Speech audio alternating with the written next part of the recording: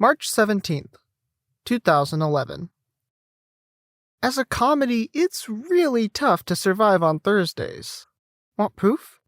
Just look at some of what NBC's been trying the last few years on television's most competitive night. 2008's Australian import Kath and Kim got a 22-episode order, which was subsequently shortened to 17, which was followed by the show's death that summer.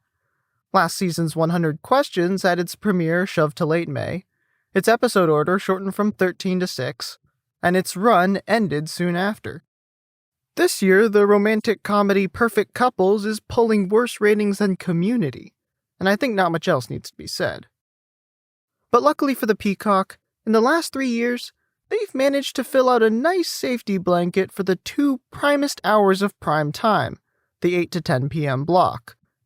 Regardless of what they throw against the wall, they know 4 shows are going to stick on the enthusiasm of their fan bases alone: The Office, 30 Rock, Parks and Recreation, and Community.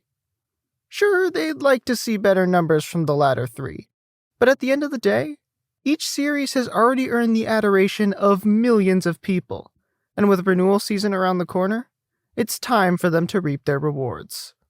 30 Rock has already been awarded its 6th season, but on this Thursday, here come the others. The Office gets an 8th, Parks and Rec gets a 4th, and Community gets a 3rd. This is the story of Community. I'm Alex Wong.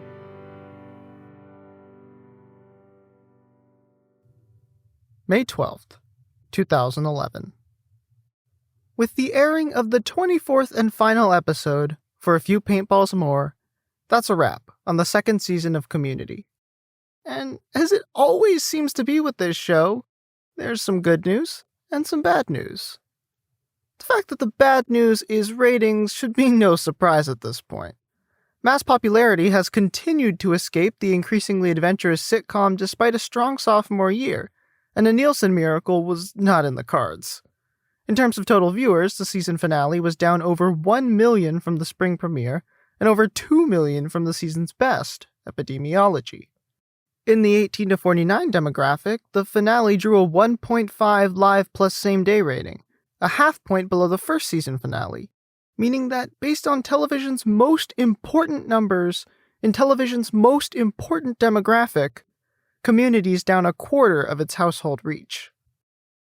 Of course, given the absurd strength of its competition, particularly in the spring, this result was all but guaranteed. Not only did it have to go head-to-head all season with one of America's most popular comedies, the still-growing Big Bang Theory, but from January through May, the two were joined by the biggest show on television, Fox's American Idol. And the two heavyweights made sure not to disappoint. For their 18 to 49 live plus 7-day averages, which collect viewers either live or on DVR within 7 days, Big Bang finished the season with a 4.3 rating, good enough for 2nd in comedy and 10th overall, while the Thursday results show of American Idol earned a 7.7, finishing 3rd overall, only behind Wednesday's Idol and the gargantuan Sunday Night Football. Fortunately, this battle didn't result in Community's death, as some had worried. Had weekly ratings dropped to, say, 1.0, the show would have almost certainly been cancelled. Instead, the season's data confirm what had long been presumed to be true by network executives and casual observers alike. The Community audience is the Community audience. As small as it may be, it will follow its show to hell and back, regardless of what time slot you put it in or what giants you put it up against.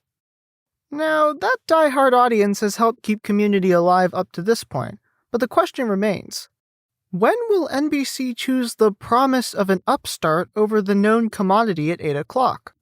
No one can know for sure, and while the decision to move on doesn't have to be made all at once, mid-season maneuvering happens for a reason, once the network puts Community on the chopping block, it'll be difficult to get it off. But there is some good news, and the fact that the good news is the quality of the show should be no surprise at this point. Community's 2nd season was a high-flying, genre-defying, audience-wining and dining extravaganza, making for one of the finest viewing experiences on network television. With their exceptional writing, directing, and acting, nothing was out of reach for the cast and crew, and their efforts have not gone unnoticed.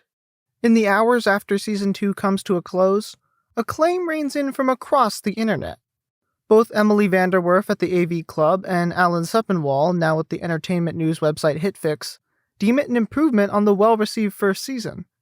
Vanderwerf offers some very high praise, quote, "Community has evolved into a show that seems to incorporate virtually everything I love about television into one bright, shiny package," end quote.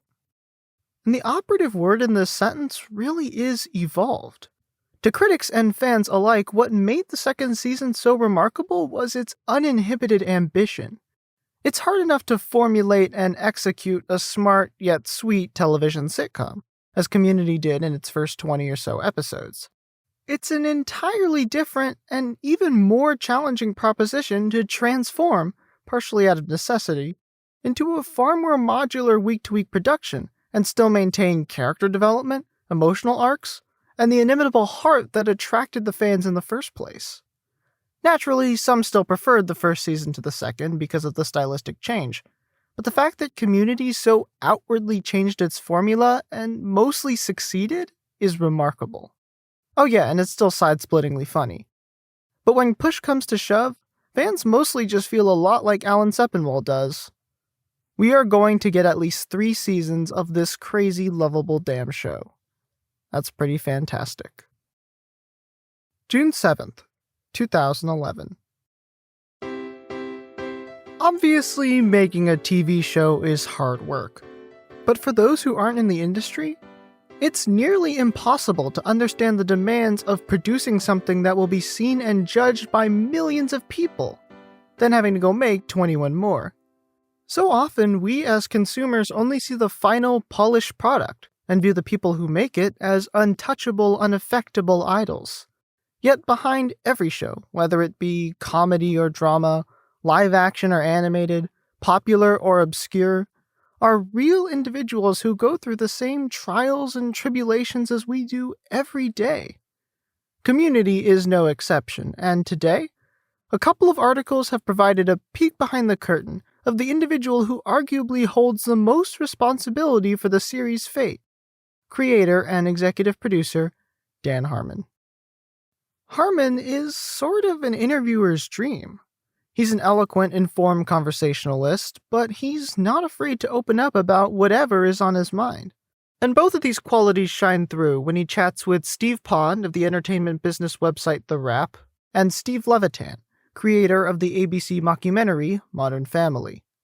The candid discussion begins with a few questions about ratings, and the two showrunners agree that Nielsen ratings highlight a fundamental disconnect with how audiences should be measured. As Harmon remarks, roping in a dental care brand in the process, quote, "For me, the whole point of coming out here and writing television was to reach people. But because Colgate doesn't reach people who aren't watching it on a 4:3 screen with a one-way transmission, it's not supposed to count," end quote. However, this interview is especially notable because of the relationship between the two comedies. While they're both single-camera shows that premiered in 2009, they are headed in near opposite directions. In contrast to Community's struggles to find mainstream recognition, Modern Family is swimming in it. Not only did it have the highest live plus 7-day average rating of any comedy last season, including The Big Bang Theory, but it's also the reigning winner of the Emmy for Outstanding Comedy Series. In many ways, its accolades are what Community fans feel should be theirs. And the most fascinating portion of the conversation comes when Harmon indirectly acknowledges that they're not alone. When the interviewer references a brief Twitter spat between Harmon and Levitan, the Community boss discloses, quote, "I was mad at Steve Levitan, a stranger, because his show was successful and it was the same age as my show," end quote. The men have clearly moved past it, but there's a seldom seen level-headedness and introspection from both parties. And yet it's nothing compared to an interview so long it had to be split into not 1, not 2, but 4 parts. An episode-by-episode breakdown of the entire second season with Harmon and Emily Vanderwerf. Far from a boilerplate laundry list of fun facts or Easter eggs, it puts a magnifying glass up to the construction of the show, from the conception of ideas to the development of stories to the decisions made in the editing bay. But the main takeaway is this: Dan Harmon is crazy. For a word that can have so many connotations, good, bad, and otherwise, he's truly all of the above. To start, the extent to which he pores over every detail of his show is incredible. Each plot point must not only be analyzed with respect to the rest of the season and the series, but also with respect to the entire history of TV and Community's place in it. If you think there is a logical fallacy or inconsistency, Harmon knows about it, and can speak to it for minutes on end uninterrupted, telling you why it's there and the trade-offs that resulted in its existence. It's evident he left no stone unturned in the creation of Season 2, and he's clearly not leaving any in this conversation with Vanderwerf. But there is a downside to this level of investment, which Harmon makes brutally clear as he recalls the times his emotion overcame him. His stories are somewhat universal. Every creator is simultaneously proud and critical of their own work, but the severity of his convictions is jarring.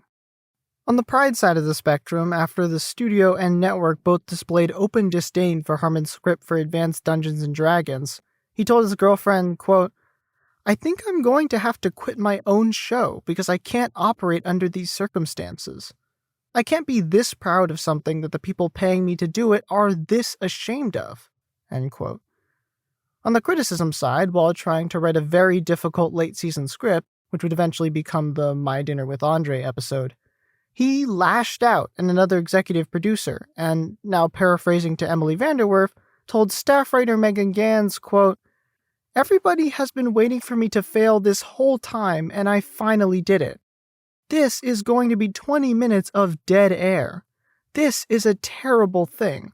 I spiraled and barfed it up." End quote. Far from the supreme genius with a flawless opus, Harmon paints himself as an exhausted, overwhelmed perfectionist trying to make the best show possible. It's a public therapy session as much as it is an interview, but whatever you call it, it's pure Harmon, and as a result, it's pure Community. July 14th, 2011. No one who participated in the first Emmys could have anticipated what it is now. The annual awards show, first held at the Hollywood Athletic Club with an admission price of just $5, is now a year-long affair, complete with campaigning, lobbying, and the reddest of red carpets. They're the most prestigious awards in television, and an Emmy nomination is a crowning achievement for a show. Throughout the last year, it hasn't been uncommon to see Community referred to as the best comedy on TV. Therefore, it only seems natural that an Emmy nomination for Outstanding Comedy Series would follow. But as Time magazine's TV critic James Poniewozik writes, quote, "The Emmy Awards are a big ocean liner that turns very slowly." End quote. Without a previous nomination or high ratings, it's tough to get your name in the running. And though in recent years, more critically acclaimed but low-rated shows have made it onto the Emmy stage, Community's circumstances still place it firmly behind the 8-ball. Nevertheless, a nomination would be massive for the eclectic comedy. Recognition on the biggest stage could provide two boons that Community seriously needs: faith from NBC and a ratings bump. They go hand in hand, really. In a television landscape that is becoming increasingly fragmented, an Emmy confirms to the viewing public that this is a show worth watching, and confirms to the network that this is a show worth airing. Awards don't guarantee better ratings. Arrested Development famously won multiple Emmys, yet saw numbers continue to decline. But 2 seasons in, a major award is probably one of the last best chances Community has to pick up new viewers and publicity. Emmy nominations come out in the early morning on this Thursday, and as they read the list, Community fans are hit with 6 daggers. Here are the nominees for Outstanding Comedy Series: The Big Bang Theory, Community's 8 o'clock nemesis; Modern Family, a 2009 ratings smash; Glee, another 2009 ratings smash that films literally a block away; and each of Community's Thursday night lineup mates: 30 Rock, Parks and Recreation, and The Office. Community is the bridesmaid of bridesmaids, quite literally surrounded by success that it can't partake in. It's impossible to deduce for certain the reasoning behind the snub. Panawazik's take is that, quote, Community is now officially in The Wire's role of show whose renegade status is honored with a lack of nominations, end quote, and he's probably right, to an extent.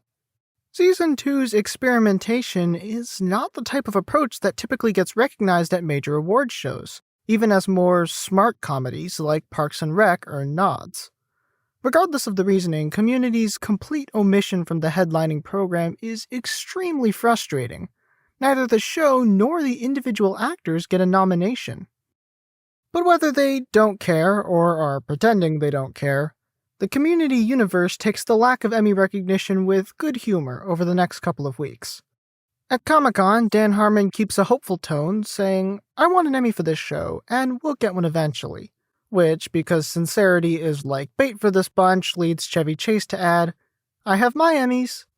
The next day, Season 3 begins production, and the entrance to the studio is adorned with a giant banner that reads 0 Emmy nominations.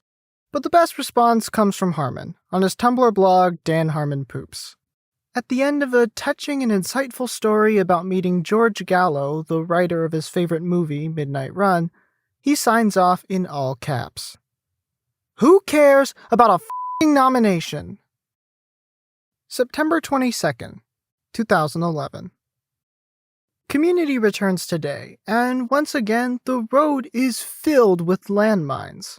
A competitive time slot awaits, with The Big Bang Theory airing on CBS, and a new singing competition, The X Factor, debuting on Fox in the fall. And as usual, NBC's comedy lineup is busy. 2 heavily promoted new comedies, Christina Applegate and Will Arnett's Up All Night and Whitney Cummings' Whitney, are looking to set up shop and pull some higher ratings on Wednesdays and Thursdays, respectively.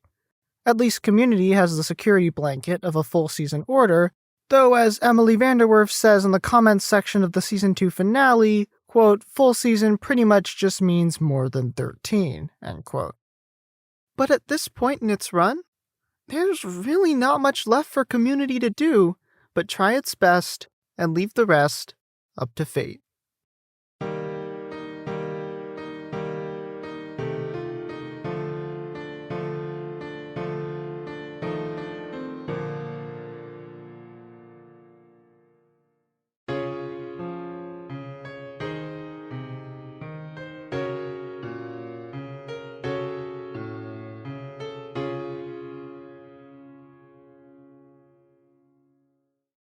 November 14th, 2011. Well, it happened. 2 months into the new television year, NBC's mid-season lineup is out, and its surplus of comedies has finally resulted in not a casualty, but a maiming. Here are the scheduling changes, which will go into effect after the winter break. Up All Night swaps spots with Whitney and will take over at 9:30 on Thursday. The new Chelsea Handler sitcom Are You There, Chelsea slides into the previously vacant spot on Wednesdays at 8:30. 30 Rock will return from its Tina Fey pregnancy-induced hiatus on Thursdays at 8, which means that at the start of the second half of the television season, Community will not be on the air. From a business standpoint, the move makes sense. Up All Night started out strong, winning its pilot night with a 3.7 18-49 rating, but going up against Survivor and the performance show of The X Factor every week took a toll. By the fall finale, half its audience was gone, and it had sunk like a rock all the way to 4th in the time slot. As always, nothing is certain, but moving Up All Night to one of the network's prime comedy spots, directly following The Office, should help it tap into some of that early potential. Next was figuring out where to put 30 Rock. And out of the Thursday night comedies whose slots 30 Rock could feasibly slide into, Community clearly played third fiddle. The Office is nearly untouchable at this point, having spent so much time on the network and having left its footprint on American comedy.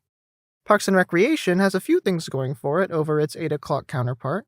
It's got an Emmy nomination, it looks far more like a mainstream sitcom, It's pulling better ratings, even if they are objectively low, and it already took a turn being benched last season. So 30 Rock takes over in the leadoff spot, leaving Community in no man's land. To be clear, this is not a cancellation. Yes, there will be no new episodes of Community in January, and yes, there is no mention of a return date or the show in general in NBC's press release, but the network has stated to reporters that Community will be back on the air at some point this season, and it appears that production will continue as normal. The show has just been set aside for the moment. Of course, just because it isn't a cancellation doesn't mean it's not ominous, if not outright horrible news. From NBC, the message is loud and clear. You are not a priority. The Peacock's recent struggles have continued with just one show in the top 40 and no daily finishes better than third all season, and Community's severe lack of popular upside is enough to put the show in legitimate danger. And while there are many early predictions about its future, at the worst, the New York Times' Brian Stelter says, quote, "Its chances of being renewed next year are painfully low," end quote. Then again, there are reasons to remain optimistic. For one, You Are Not a Priority is far better than Your Show Is Not Worth Airing, which would have been the message if, for instance, Community had been replaced by a pilot. There's also the question of what else NBC would air in its place, both this season and in the future. The Office and 30 Rock are aging, and there's a good chance Community will have a slot available going forward. Another point is syndication, often referred to as reruns, when shows are sold to other networks or local affiliates for repeat airing. It has the potential to be lucrative, even for poorly rated programs, and were Community to enter syndication, as a co-producer, NBC would see some of that money. The catch is, syndication deals typically require at least 88 episodes, 17 more than Community's current order, meaning that the possibility of a post-run windfall could squeeze perhaps another full season out of the network. In sum, not all hope is lost. But Community fans aren't praying for a better tomorrow. They're trying to make it happen. Immediately, an online petition is born at savecommunity.com, and within 3 days, it gets over 50,000 signatures. On Twitter, there's a veritable explosion of support, with the hashtags SaveCommunity, SaveGreendale, Darkest Timeline, and Occupy NBC growing in numbers, in addition to a line uttered in Season 2 by Abed Nadir that seems like it was tailor-made for Community's predicament, hashtag 6 seasons in a movie. They're not the only ones making noise either. On the blogosphere, there's no shortage of distraught television junkies. Says The Hollywood Reporter's Tim Goodman, "Dear NBC, don't tinker, just be better." The Daily Beast's Jace Lacob, "What Community does offer NBC is something that can't be calculated by Nielsen boxes." Hitfix's Alan Sepinwall, "Pulling it off the schedule temporarily given the ratings is understandable. Pulling it off the schedule while leaving Whitney on is not." Vulture's Hallie Cantor simply writes, "This is the end of days." Yet, ultimately, while they may generate a few news articles and supportive likes, signatures and comments will matter little when NBC sits down to figure out what to do with its brilliant but low-rated problem child. The best way for the fans to change Greendale's fate is the same it has always been. And on Thursday, before Community airs its third-to-last episode before hiatus, it's what the cast is imploring them to do on Twitter. Please, please watch the show. December 22nd, 2011. In the weeks after the announcement of the benching, Community's ratings saw a slight uptick, from 1.5 to 1.7. It doesn't sound like much, but hopefully it's a sign that mid-season growth, under the right circumstances, is possible. And as 2012 approaches, everyone is continuing to make noise on behalf of the show. As expected, the fans have not become complacent. They've been tweeting at a startling pace, with tens of thousands of save communities and 6 seasons in a movies infiltrating timelines everywhere. They recently won their show the TV Guide Fan Favorites Award, which earned the cast a magazine cover and hopefully some more publicity. By the way, the ensuing story contained a noteworthy anecdote from Joel McHale. He asked 30 University of Arizona students who organized his stand-up show if they watched Community. All of them said yes, but they collectively made virtually no contribution to Nielsen ratings. Only 4 had TVs, and none of them watched it on Thursdays at 8. But the fans know that social media alone has diminishing returns, and they're starting to take their effort into the real world. The most public of these events took place today, with a group of New York-based fans gathering in a flash mob to make some literal noise on behalf of Community. Making #OccupyNBC somewhat a reality, they're standing outside of the famed 30 Rockefeller Plaza, NBC's towering headquarters. Donning darkest timeline-style goatees and singing "Oh Christmas, Troy" amidst other chants, they represent some of Community's most devoted fans and how they will stop at nothing to get it back on the air.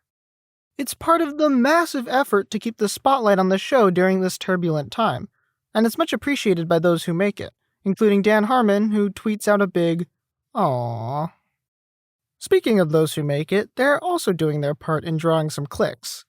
A few weeks ago, Allison Brie, Yvette Nicole Brown, Gillian Jacobs, and Danny Pudi spent some time on Twitter and played a delightful little game called Pierce or Chevy. It's a simple game, really. They tweet out a quote, and it's up to you, the tweetee, to figure out whether it was said by Chevy Chase or his character, Pierce Hawthorne. Let's check out a few. I didn't see that movie. I only like my own art. I only had one stroke this weekend, during my nature walk. You're a spoiled Jewish brat, points to Gillian and Allison. Wait, which one's Jewish? Just like that, I'm disgusting again. I've given so much to charity. You all will get there someday. Brie, that's gay for cheese, right? And many more. Even the writing staff got a few digs in, with Megan Gans tweeting, "Can I put my arm around you? Or are you a lesbian?" Then, 2 days later, they released a bit more formal, if indirect, plea for help. Teaming up with the comedy website College Humor, the Community cast plus Starburns and Magnitude starred in a public service announcement to save Greendale, which, according to the video, had suffered through a horrible grease fire.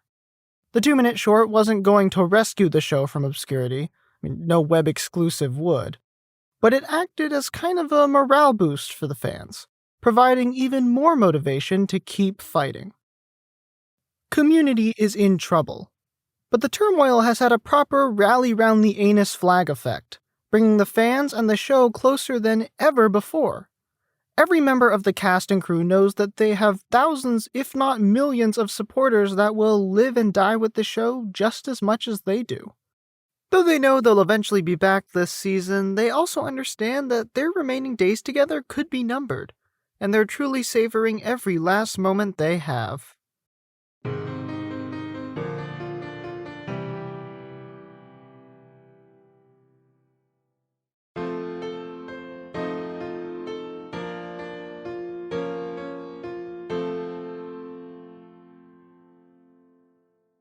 February 21st, 2012. Dan Harmon opens up Twitter and types the message Community fans have long been waiting for. What you call 8 o'clock, we call home. Community returns to Thursday nights on March 15th. First, the logistics. With 30 Rock getting even worse ratings than Community at 8, it will scoot over to 8:30. To make room, Parks and Rec will take a 5-week break while Up All Night finishes its first season, then take over in the 9:30 slot. That means that for the first time in almost 2 years, the 4 mainstays of Comedy Night done right will be back together again. Then, the speculation starts. Did 30 Rock struggles convince NBC that Community is as good as it gets at 8 o'clock? Is the hiatus going to give a meaningful boost to ratings? Is there going to be a season 4? All valid questions, none with clear answers. But once again, it's the appreciation that shines through. As Emily Vanderwerf writes, quote, "Around here, this is sort of the equivalent of VJ Day," end quote. Community's back, and whatever troubles or successes the future may hold, bring it on.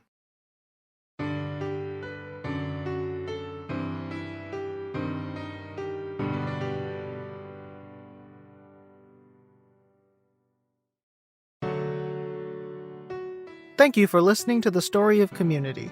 Don't forget to rate, review, and subscribe wherever you listen to podcasts. If you're binging along, listen to the next episode after watching Season 3 of the show. To watch the podcast after show, the epilogue, featuring myself and other community podcasters, along with the articles, interviews, and other sources referenced in this episode and a complete transcript, visit bit.ly/thestoryofcommunity. You can follow the podcast on Twitter at storyofcompod, on Instagram at thestoryofcommunity, and on the community podcast Discord at bit.ly/podcastcentral. The Story of Community is written, produced, and edited by me, Alex Wong. Music is composed by Alex Wong and played on MuseScore using the Chateau Grand sound font by John Neubauer. I'd like to give a shout out to the Community Podcast Network for their assistance throughout this project. You can find links to all of the other fantastic community podcasts on the same website, bit.ly/thestoryofcommunity.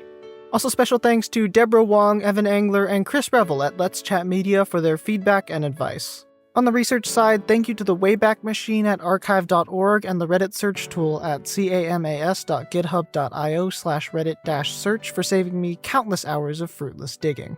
This podcast is produced using Adobe Audition and distributed through Spreaker. See you next episode.